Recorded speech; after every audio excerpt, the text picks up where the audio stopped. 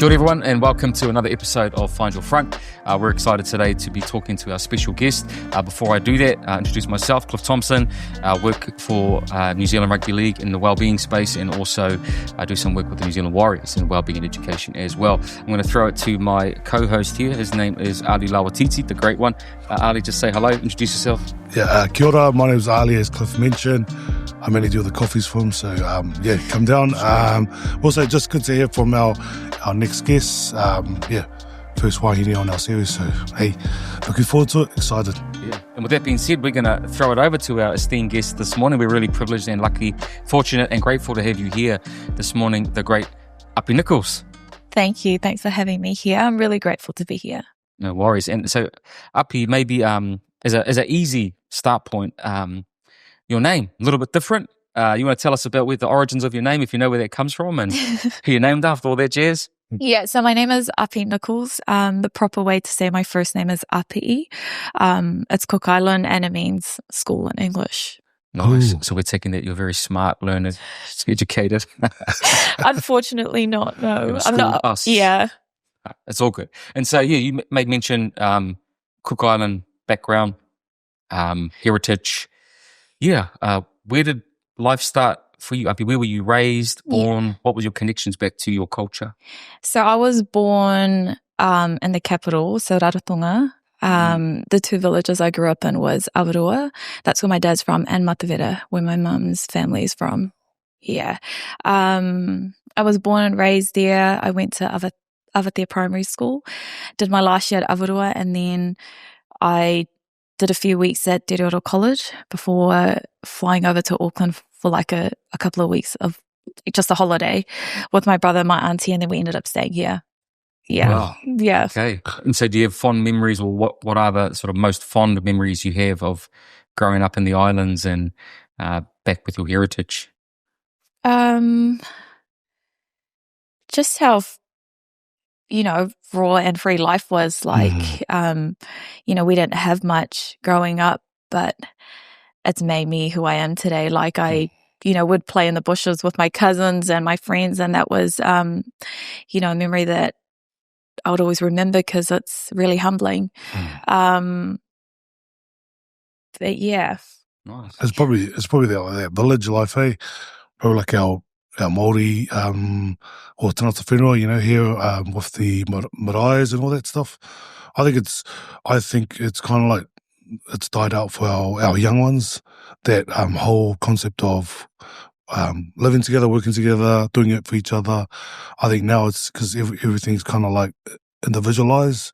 Do you reckon that's kind of changed from when you were growing up, like coming from Cook Island to New Zealand? Yeah, it's definitely changed a lot. I think life back in the Cook Islands, I think it's still the same. But in Auckland, like I remember moving here and I was like, whoa, like, it was just so different.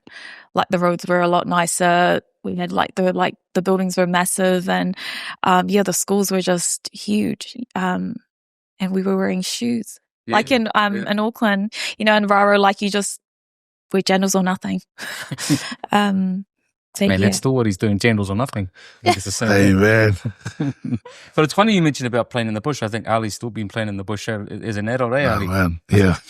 Can't take the boy out of Otara. You can take the boy out of Otara, but you can't take Otara out of the boy, I guess. Yeah, yes. But no, jokes aside, coming to New Zealand, you say you moved over and you sort of just stayed, right? What was the allure or the pull of staying here in New Zealand and not going home when you did come? No choice, was it? No, it was so when we flew over for holiday, like we stayed with family here, relative here, and my cousins, they wanted us, like, they were like, oh, you should come school with us. And we went to have a look at what school they were going to, and that was Otahu College. And I thought that... Just say it again? Oh. And it was really, like, when we first saw the school, I thought it was really, really nice because it was massive. Yeah. That was it was like a university. Yeah, it was like a university. Yeah. People say it's like a hospital. It's a university. Yeah. Did you go there? You did. RTS, shout out to RTS. Yeah, so we ended up staying, and we went to that school as well. And then, Oh, wow. yeah, so we lived that first year with that relative, and we went to Otahu College. And then the following year, we lived with another family, still went to the same school, and yeah. Nice. Kia tapatani, mate. Kia tapatani. Anyway, so you hear your family established themselves in Auckland, sort of growing up Kiwi, right? A little bit. Finding your way into sport. Sort of, how did that happen for you, Apii? Because we see you now as, and we'll talk about it a bit later, as this high performance athlete in the women's space, carving out what professional sport looks like in New Zealand. But where did that love for sport or that engagement of sport first sort of come in your life? When I grew up in Rara, actually, because my mom, she was really good at netball. And she was playing netball at the time, and I would follow her. And she played for a club called Takawaine, and I started at that club as well. I played, I think I was about 4 or 5. And I think netball, like I fell in love with it, and I thought that that was a sport that I would go far in. And yeah, so I started playing netball, and then in Rara you play a whole lot of sports, you know, when the season comes. So I started playing netball, then I played soccer, and then I played volley, touch. And then when I moved here to New Zealand, I wanted to continue playing netball, but I didn't have friends that actually played netball competitively. They only played soccer. So yeah, I ended up moving to soccer. Just because one of my teachers at Otahu College said that he'll buy me boots if I played for him. So, yeah, and I was keen, and he was really helpful. I went to wherever the support was. So, like, when I moved to Auckland, we didn't really have, like, a transport to get to places. So, yeah, so I ended up doing that. I played a bit of soccer, and then when volleyball came up, I did that as well. And again, I had a teacher that was coaching me. Do you remember Mr. Thomas? Yeah, we'll still see him today. Yeah, so yeah, he taught me a lot as well about volley, and he was my transport to get to like our games and stuff. Like sometimes he would pick me up, pick a few of us up actually, and then take us to our games and then drop us home. And yeah. So I think you've touched on, I mean, we weren't planning to probably go there, but I think you've touched on something really important, right? Which is having support people around you. Yeah. Do you want to speak to that a little bit? Because you sort of mentioned it about this teacher, and you gravitated to a sport simply because there was someone willing to support with resource, time. How important is that? Because we still live in South Auckland, all 3 of us, right? It's home, and we see this story replicated in a number of different young people we see all around the place. But so my question is, first of all, like, how do you, the importance of mentors, good people, your thoughts on that? It's really important for me. Like, I think because I love I love sports so much. And I think when you have someone that's able to help you achieve, you know, the things that you love, you'll be able to do it.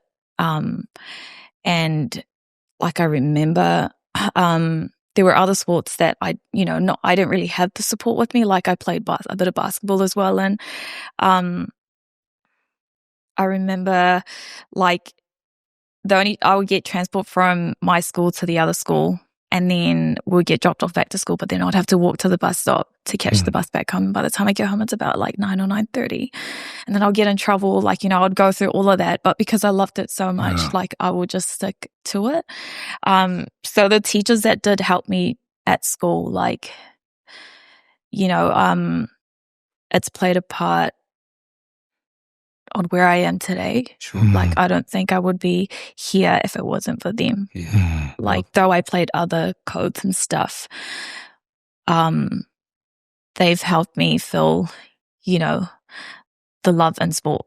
And And so I think important to that shout out, that reminder, that gratitude to all those people that help us and help young kids, that sometimes are never named, never seen, but they put them in their car, they take them to the sport, they buy them boots. Like, I think it's important just to take the time to acknowledge those people. Yeah.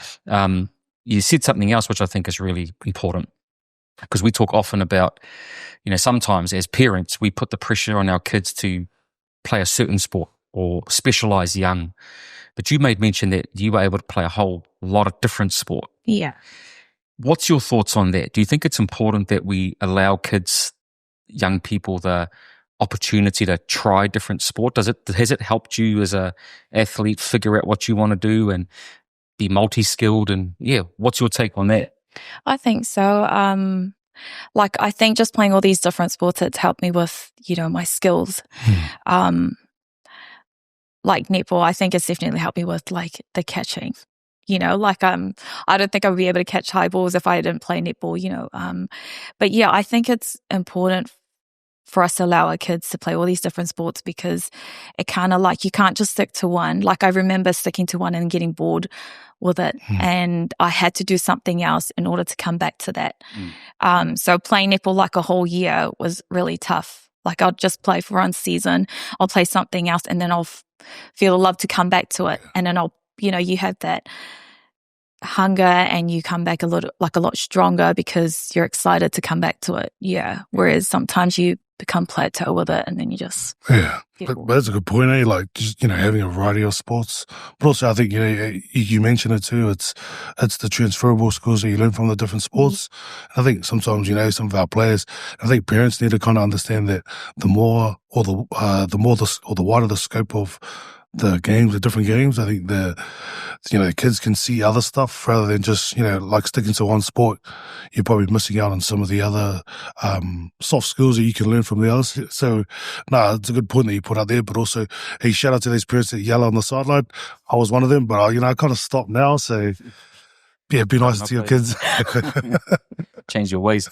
You did say something else, Apii, early on when you were talking about netball. You made mention that, I just want to circle back to it. You said that you thought you had this mindset. That's what I want to touch on. That you thought you were going to make it. That was going to be your sport.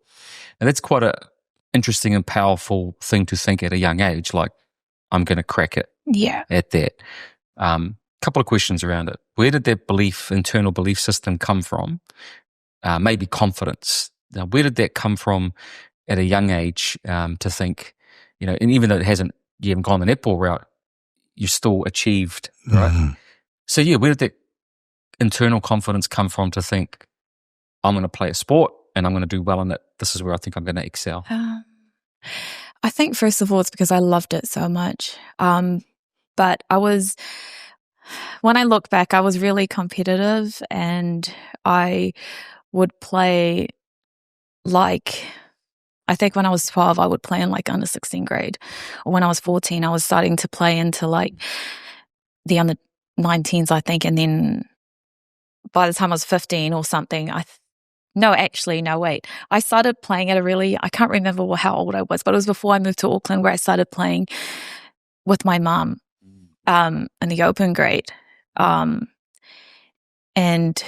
I don't know, I think I just felt like I was good enough because I was that competitive And I met a couple of people as well on the way, like Temepara George. I met her when I was still playing in Raro. They had come over and done some things with us. And I think there was a lady, I don't know her name and I can't remember what her role was, but she had come over because I think there was a World Cup that was supposed to be held in the Cooks. It was under 20 something. And she was the head of the big boss. And she was starting, and she actually wanted to meet me when, after one of my games. So it just made me feel like I could go far. And that was something that she said to me that, if I stay at it, I'll go far. Didn't. Yeah. Well, not there, eh? Yeah. Over here. But I think you're speaking to some truths about having the right people to speak life into you. Yeah. That how important at a young age it is to have that affirmation.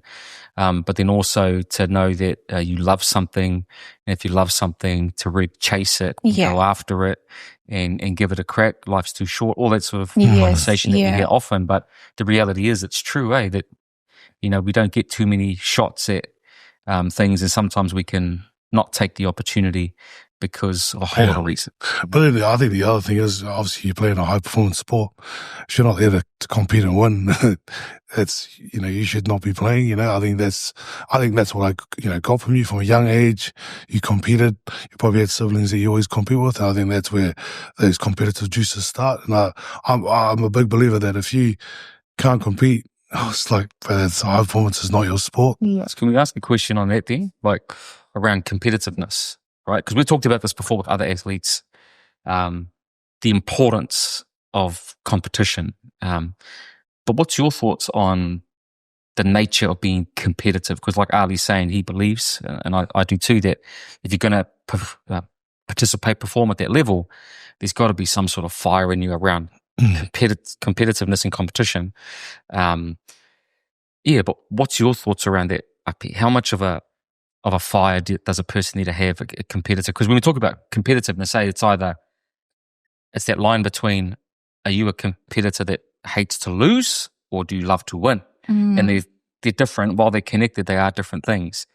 Yeah, what's your thoughts on that, about the need to be able to be competitive and action that? And is it there a line you cross, you don't cross? Like, thoughts? I hope I can explain this properly. I'm still learning, but I think growing up, like, things have changed for me, like in terms of how to compete now.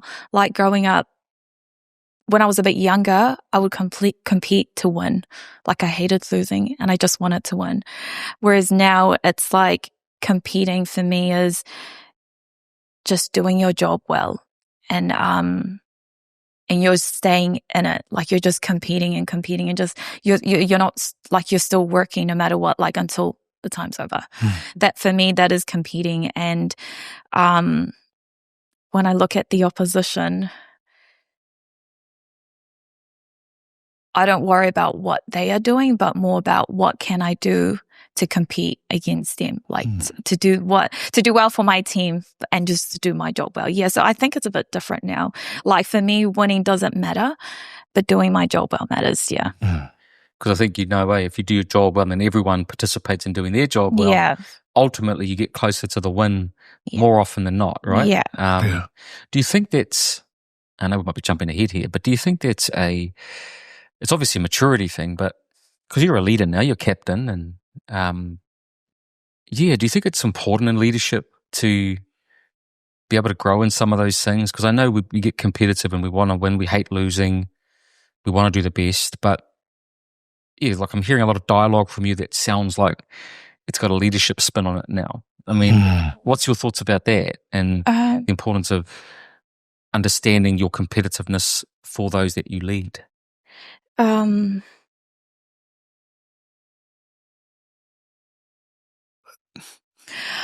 trying to think, sorry. No, think it's fine. Just because I think before I had this role, I felt that way. Like I still felt the same way before I got this role. I never really saw myself as a leader. And then now, like being a leader, I'm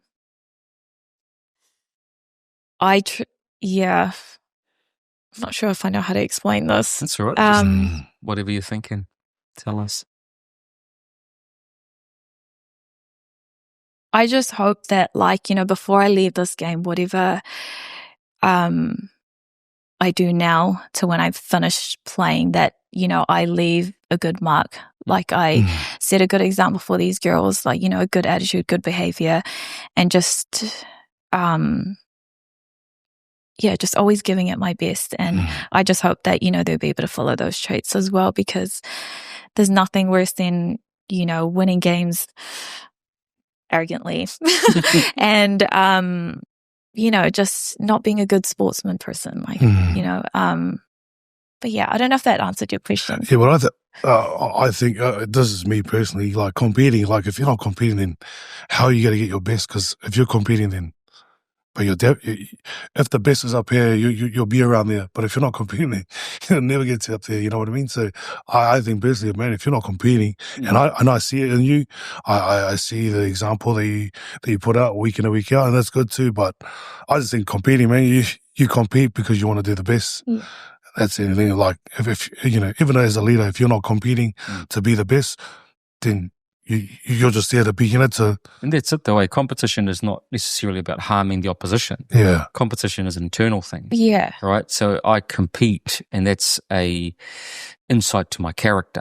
I don't have to lose the value of my character because I'm competitive. 100%. Yeah. I can keep that and walk in the tension of both. And I think that's what, as you're saying, I think we're hearing and seeing is, and we watch you on the field, the way you compete, the way you prepare, the way you look after yourself to get yourself on there. And we'll talk about all these other things that you do off field that you have to carry, that people probably may not know, becomes all the more impressive because a person is still getting out there, giving their best, not just for themselves, that's the start point, but for their teammates as well. So yeah, awesome. I want to sort of move us ahead a little bit. Yeah, so you're a young athlete, doing well, enjoying sport. You've chosen, going down this pathway. Why rugby league? How did you fall into footy? What was the allure of rugby league for you?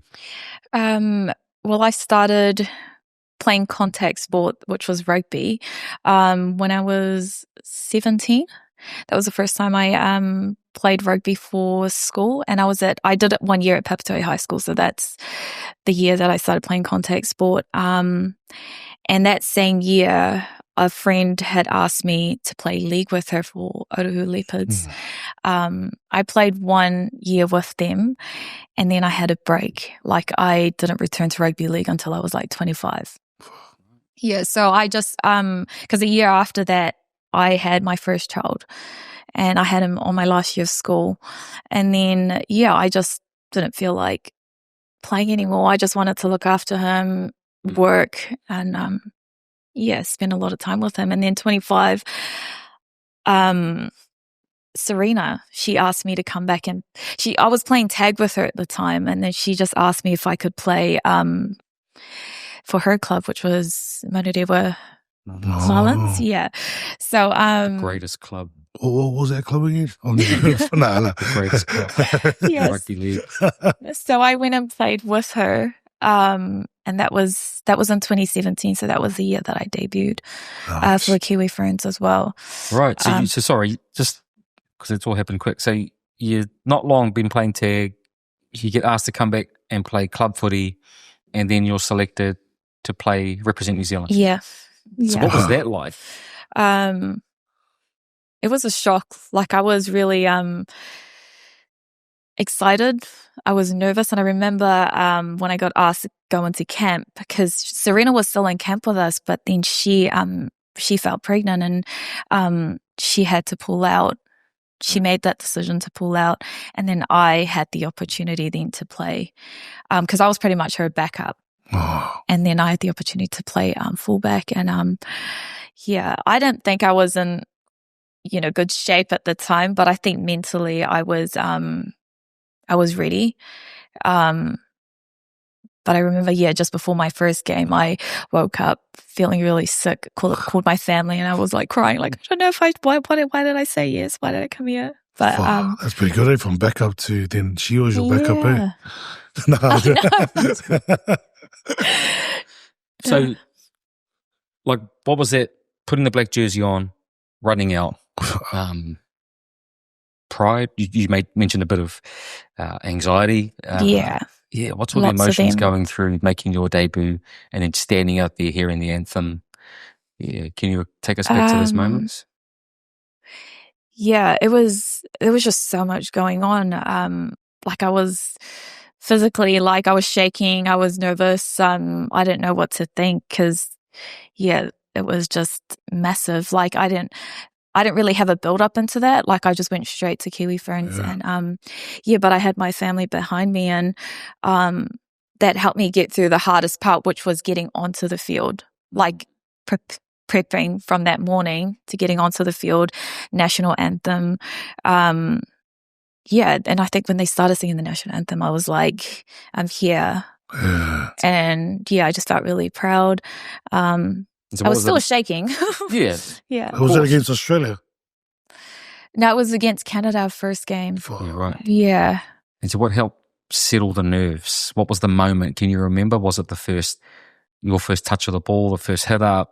Yeah. Was it before that, after? It would be the first hit up. But normally when the whistle goes, like, I think somehow I just switch. Like, it's just, I don't know. Yeah. It just, I just get into the game. But having your first hit up does definitely help, I think, for most people. First hit up try, was it? I did score my first try, yeah. For some reason, it's hard for me to score with the Warriors, but like, it's hard for me to score in the NRL dub, but I did score my first try in that first game. So 5 tries for the Marlins and then 1 try for that same month. See, good things happen when you play for the Marlins. She put Marlins on the map. No. Yeah, so I mean, it's interesting, because you talk about the moment that settles the nerves. I think it doesn't matter what vocation, job you're in. Like, you start something new, there's always a nervousness. There's always a bit of, you feel the pressure. How am I going to perform? What is it going to be like? How am I going to... But I think if you give it enough time, that's the lesson, right? If you give it enough time, you prepare well enough, you back yourself, you tend to find that it's, the deepest, darkest fears were in your head, the scenario, and they don't usually play out. Yeah. The worst scenarios don't usually play out. They usually, things can go a lot better than what you think if you back yourself and just let those things settle. So, you play Kiwi Ferns World Cup. What happens after all of that? 2018. Where is Apii in terms of her football trajectory? So I did 2017. I finished that World Cup. We didn't win, but I remember coming back home, and then the next week I got because I was still, that same year I was still prepping to get into police as well. And when I come home, I got the email that I was in the next intake for police college, which was in like a month later. So, I think what I was going through at the time, I felt really blessed. And I just couldn't thank God enough, for like what he was doing for me that year. Cause I just couldn't believe it. And then I went to police college, completed that, gained like 9 kilos, and then got the call that muscle, and then got the call that NRL dub was starting for the Warriors. And then I said, I was keen, but I probably wasn't ready. So can we, I really don't want us to just skip past it, because we nonchalantly say, I went to the police and graduated there and became a police officer, and then sort of skip on. But I mean, being a high performance athlete's one thing, but then to off field have a career focus and say, I want to be a police officer, comes with so much, so many different things. Like, is it about community, which it likely is? It's about helping people, but also putting yourself perception-wise. People think that being a police officer, there's risks that come with that naturally. But where did that desire to want to be a police officer come from in the midst of a potential footy career? You said about being a mum, like all of that. So where does that sort of fit in the puzzle? Hang around the Marlins, Driving back to Otahu. No, I was working to be honest, I was working at Vodafone at the time, and there was a colleague there that was trying to get in, and he said that he thought that I would be a good fit for it, and he told me to apply, and I applied. And then I started to think deep into it, and I was like, I think that this is the career I wanted. I love helping people, I love service. So I thought that, that's what I wanted. And when I got in, it was definitely what I wanted to do. And the job it's been good. Like, every day is different. There's different kind of challenges. I remember my first year was really, really hard with the shift work and playing footy at the same time. Like, it was hard for me to perform without, like I would do a shift work, like I would work night shift, and then I'll be on a flight to Oz, and then we either play that same day, I hadn't slept, or we play the next day. And I've told people this, like I remember playing against the Broncos, and their hooker broke the line, and I couldn't catch her. Wow. And she's a great player, but like I should have been able to catch her, and I couldn't. And I didn't realize at the time that shift work was affecting my performance. I thought I was superwoman, but I had people telling me that like I looked tired. I had bags under my eyes. I was moving a little bit different. So but that's not easy to take that sort of feedback, right? Especially when you're just trying so hard to make it all work. Yeah. I mean, how did you respond to that? Because it can also be true. Like people that love us are telling us, "Hey, I think you," but that's not easy. But it also like I know that demanding on your body, but also what about all the other stuff that you go through as a cop on your first year? You would have seen some pretty grueling stuff. How did you kind of detach yourself from that and then go play high performance? Was that like a... No, that's what answer his question. No, I'm just adding on. Sorry, just to add on, man. I was just playing ping pong, just add on. It was, I think the hardest thing was, the kind of jobs that you go to, because it does affect you mentally. But at the time, because this is your first time going through it, it's actually hard to understand that it is actually affecting you. And I remember one of them that affected me the most was, the signs that I was getting was that I was dreaming about these things. I wasn't sleeping well, or when I watched movies with similar things, it would affect me. And I wouldn't get help because, you want to be tough. You don't want to be that person that's considered weak. And that was me. Like, I was like, no, I'm fine. And it actually took me a year to get past that, like to get over it. And, if I was to do that, like to go back and fix it, I would actually reach out for help. And that's something that because my brother's in the police now, and he's, I remember when he had just started and he had gone through some things, and I would just tell him it's important to talk to someone because I wish I had done that, but I'm okay now. But I think footy definitely helps me get my mind off things, and it does heal me in a way because it makes me happy. And also just being with my kids. But then again, some things that happen at work can sometimes affect, you'll affect family life as well.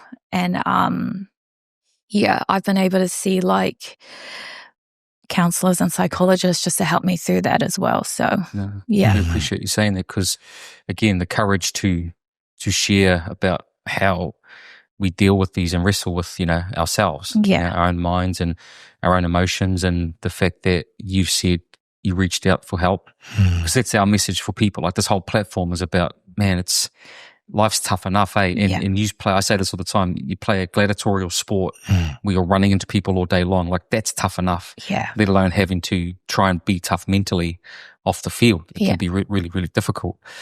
But if I can just sort of dig a little bit into your line of police work, and I know there's some obvious confidentiality around it, but you must see, and I know because of my background in corrections for years and years, you see humanity in a lot of ways, right?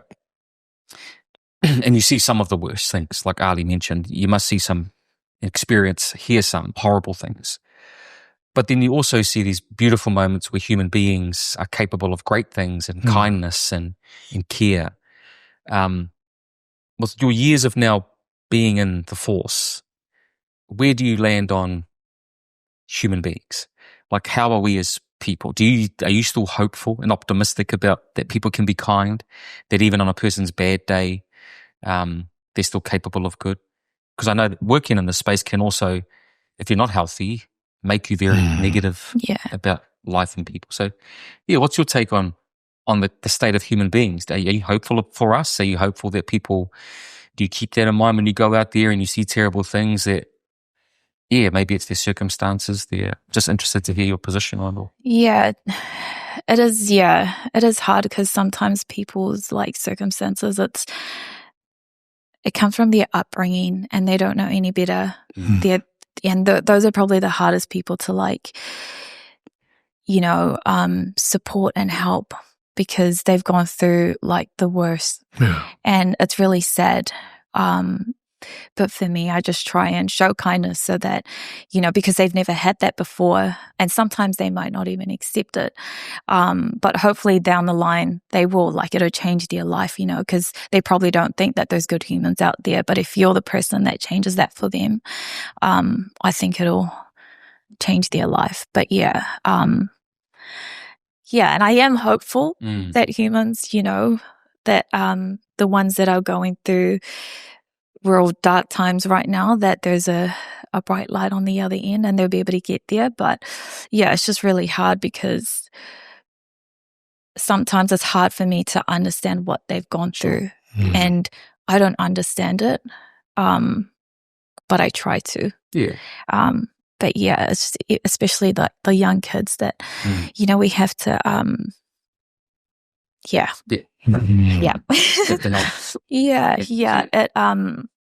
You wish that you could take them with you and help them and give them a better future. But yeah, it's just the reality is just really tough for them. And then when they get to like adulthood, they don't know any better because this has been their life. Right. Yeah. And again, that's why these conversations are so important, Because if we don't talk about it, and people from our upbringings and our hoods, if it's not our voices that are talking about, there is hope. Yeah. And there is a way out. Then sometimes they get stuck. Yeah. And they don't know.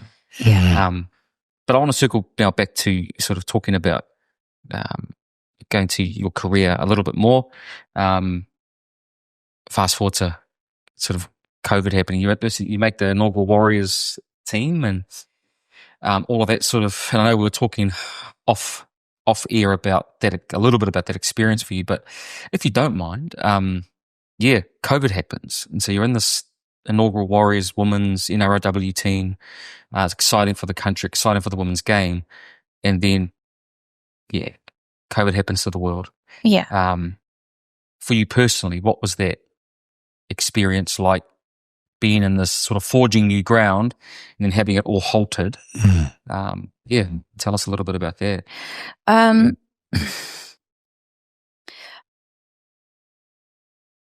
Well, for me, I think because I felt like I wasn't performing prior to that. I felt like I didn't understand what I was going through, like physically and mentally, with the shift work, with family and stuff. It was like I still wanted to play, but it was sort of like a blessing as well that kind of happened because I needed that break. And I made the call. Like, they did ask us if we were available for it, and I thought about it, and I thought about my family, and they couldn't guarantee when I would return. So it was either you fly there, you could get stuck there. They just couldn't guarantee when I would come back. So I made the call to not be a part of it, because I wanted to stay with my family, and I also had work as well. And then I think during COVID, that was the year that I decided to have my youngest boy. So it was a good break for me, mentally and physically. And I think coming back from that, it made me a different player. I think, like, I felt like I was. So can I ask you a question on, not so much about the event, but I think you're speaking to a lot of athletes can probably relate, is that it's not just the football they have to try and make decisions about in life. It's about family and other responsibilities that others don't see. If you think about it, and I know I'm putting you on the spot, but what's your process for making critical decisions under pressure? How does Apii, because we talk about that scenario, it's pressure, but then we talk about you being on the field, right? Split moment decisions where you have to make a decision on the field. You talk about your police work. I'm sure there are moments where you have to make decisions under pressure. Yeah. What's Apii Nicholls' way or process or pattern of how do you make decisions when you're in those? What is it that you call on, rely on, think about when you have to make decisions under pressure? I think for me personally, it'll be what's best for me, what's best for my family, and what makes me happy, and whether I can. I just look at that as what is best for me and what's best for my family, and that pretty much helps me make my decision. when I do feel that pressure. In terms of being a leader, this is something that I'm learning, and making decisions for the team or for myself or, for whoever. It's just what is best for the team, and then just understanding what's controllable and whether I can, Yeah, it's perfect. That's it. Yeah, and I think, again, helpful, because anyone that's going through those sort of having to become a leader or leading, it's about making decisions under pressure.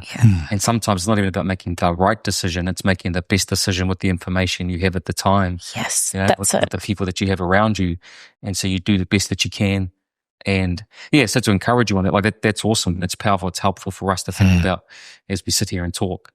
So I sort of want to steer us toward where you're at now.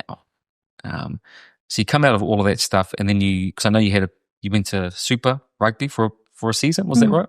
Oh, the Chiefs. Yeah, the Chiefs. How different was that, having then go back to rugby, and then obviously you come back, and we'll talk a little bit about your league journey to where we are today. I was actually really excited to go back to rugby. But it just didn't turn out the way I wanted it to turn out. Because I loved rugby. It's taught me a lot, and it's helped me transition into league. Just the skills that you learn in rugby, I just felt like your passing skills, the way you tackle, I'm able to tackle low and high, all those kind of things. And so when I got asked to play Apii, I was really excited for it. And then during preseason, I actually got concussed. I had a head clash. I had a delayed concussion, but I've got a history of concussion. So when I had that head clash with this girl the next day, or later on that evening, I started feeling really sick. And then, I just wasn't the same. I wasn't right after that. Things just started getting worse. I started to feel a bit of anxiety, but then it was it was physically feeling anxious. I would go to training, and I remember the first time this happened, my blood pressure dropped, and I had to lie on my back, have my legs up, and I was fighting this for about 40 minutes, and I actually thought I was going to die. But anyway, because I hadn't gone through that, and I, it's I've explained this to a few people as well. It was like going under anesthetic, but you feel that way for 40 minutes. And I didn't know what I was going through, and I honestly thought I was going to die. And I was texting my family, and the doctor was with me at the time. I was like, am I going to die? Anyway, we went to the hospital and everything was fine. But then it kept happening to me. When I consciously think about it, I would drop to the ground and just have my legs up, because I just knew that I had to fight this for 30, 40 minutes and it would go away. And then I started to think about a lot of thoughts that were going through my mind at the time were about death, people dying, but people that were close to me that I loved. I would imagine them, losing them. And I think about 90% of those thoughts were about that. And every time I would leave work, I would hate to leave work, because that would come to my mind when I'm driving. And then I would start panicking. And, and it was following that concussion. And that happened for 2 months. And within those 2 months, I had a coach that was from NRL that was asking me to go and play for his club. And I couldn't give him an answer because I was going through this. And I was thinking about still playing or just pulling out completely. I thought I was going to be done with footy because of what I was going through. And I didn't want to put my family into, anyway. Was that a former CT? No, what's that? Was it CT? CET or something like that. Because obviously there's, I know talking about it, but there was a professional rugby union player just passed away, and it was similar to that stuff. Yeah. So and there's quite a few of them. So yeah. So no, you're right. It is serious. And during that time, I would look up online and find out, look at other athletes and their stories about concussion, because I wanted to know what I was going through and whether this will lead to something worse. But there wasn't many stories out there about it. And my partner, he was really worried, and he wasn't supportive of me playing again. Sure. yeah, he was like, you need to worry about your health and all this stuff. And I was thinking about all those things, but I really wanted to keep playing.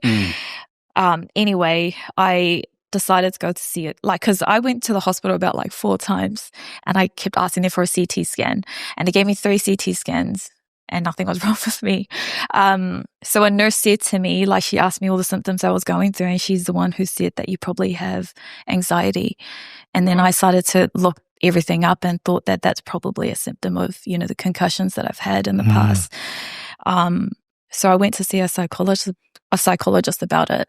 And she was really, really helpful. I think one session, it just instantly fixed. So she gave me some tools to help me with it. And then for a month, I didn't get it. Nothing at all. And that's when I suggested continue playing. Because I thought I'd be fine. But yeah, and I have been since. Yeah, so it's about managing it and having some awareness about what you mentioned, anxiety, right? And okay, so you go and switch back over to the NRLW and Canberra, was that with Canberra? Canberra, yeah. So what was that like, moving across the ditch? It was cool, man. I loved the club. I loved the people there. The place was really nice. It was like there was no traffic, and that was the best thing. Goose town, eh? Not quite, but no, it was just the people there. They were different. Like, there wasn't many crazy things happening there. Like you know, like here. Yeah. It was such a cool place, and I really enjoyed it there. So let's fast forward now. The Warriors come back in. They get a license to come back into the NRLW. Was it always a hope to come home? And then the second part of that question is, the call comes, you know, to come home. Yeah. What did that mean for you? And then we'll talk a bit about what it's been like being back. But what was that whole experience of the Warriors coming back in like for you? Yeah, I didn't think that I would get a call to come back, to be honest. But when Ron reached out to me, I was surprised, and I, you know, my family, like my partner and everything, they always wanted me to go back and be with our family here in Auckland. Because it was tough for him as well. Like, he had to take time off work just to come and relocate with me. For me, it was okay because work, they were really supportive of it. Like, they allowed me to do like my career because it's not long term, and they understood that. And it was, so it was okay for me. But being away from, especially my older boy as well, that was hard for me. So when I spoke to him about it, he, like, I think immediately said, we got to go home. But it was really hard because I had built such a strong relationship with Canberra as well. And ultimately I just decided to come back, and being back, it just, it's different, but it's been good because it's home and it's my family here, and there's a lot more support, especially with my kids. So, yeah. And so you obviously come back to play for Warriors, but you named captain. So now you take on a whole new leadership role. Yeah. And you talked about all these things already: anxiety, pressure, but now leadership, which is a combination of all those things and some beautiful highs as well. Yeah. How do you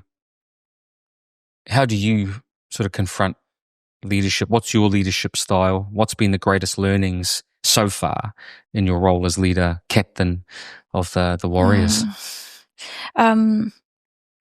It's hard because it's hard for me to see myself as a leader. Like, I never really saw that in me. Ron sees that in me, and I'm really grateful for him because he's really, really he's teaching me a lot of things, and I'm so grateful for him. But I think one thing that he has taught me is just to be myself, and just to lead with my actions, and eventually the voice will come. So at the moment, I'm just, taking each day as it comes, and doing my best, every single day. So I'm really grateful that he, at first I wasn't sure, like I didn't feel like I was ready But yeah, I'm just really grateful now that, you know, I have this role and I'm able to teach and help the girls with footy.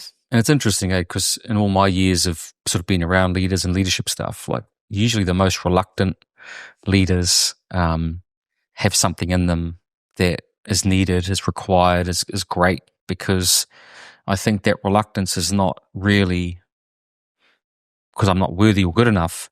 It's more so I'm reluctant because I know the importance of and the value of leading well, and my words, my actions, they matter. And so, yeah, I always tell people that, you know, reframing that reluctance to importance, because you see the value and you understand the weight of being a good leader, because you've either had them yourself, or we've had bad experiences. So we know that it's really, really important. Sorry, you going to say? No, I love that. Yeah. No, cool. I was just going to say, like, sort of bringing us home. This conversation obviously is all about giving hope to our Polynesian and Māori that might be doing it tough. We call the show Find Your Front. So, you know, if I was to frame it, you know, and say to you, Apii, like, Apii Nicholls, finding my front is, how would you finish that sentence? What would be finding your front to you in terms of what you do to keep yourself well? And you've named a whole lot of things already, but I think if you were to summarize it for yourself, for us here listening, what would you say? I would say find what makes you happy and chase that. Be around good people that will support your dreams as well. And yeah, it could be people that support you or your faith. For me, it's my faith that has gotten me this far.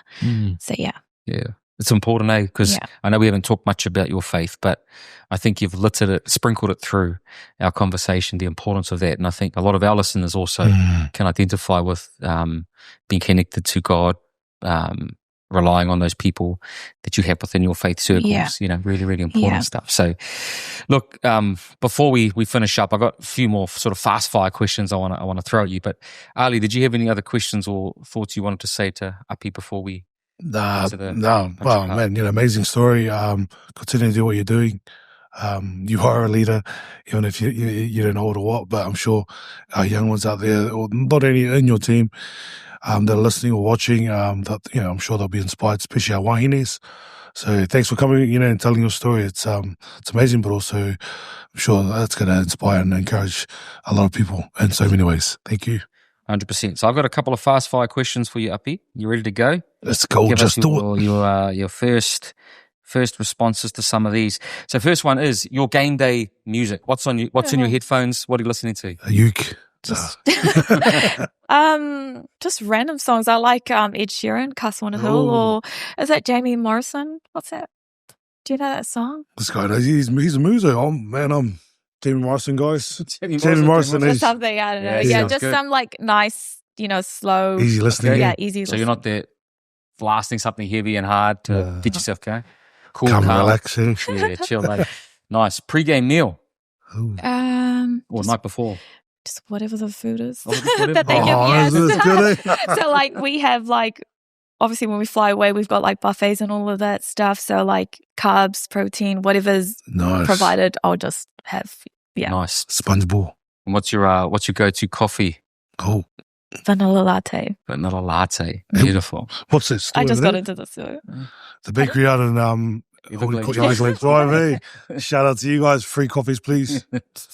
And last one. What's that one movie that you don't mind watching on repeat? Every time you watch it, you can never get sick of it. Blood and Blood Out. It's like the look away. Spider. I don't know. I don't really watch much. Maybe Titanic. Oh. Here we go, people. Titanic for the great Apii Nicholls. Hey, Apii, honestly and seriously, as we come to an end, I want to thank you for your time. I want to thank you for your honesty, for your insight, but also your inspiration. I think you're one of these athletes, people, women that we're going to look back on and not. I don't think people realize it in the season we're in, how momentous it is to have someone that's not just Kiwi Ferns, not just Warriors captain, re-establishing the team, but mum working in the work that you do, and then still trying to figure it all out and have the honesty that you have about it all is pretty special. So thank you for being you. Thank you for giving us your time. Are there any last words you would like to say before we finish up?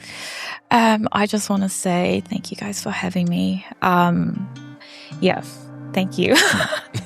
Future High Commissioner. There you go. You said it. No. I was going to say something else, but I was like, oh no, just yeah. Well, that being said, that's another episode of Find Your Front.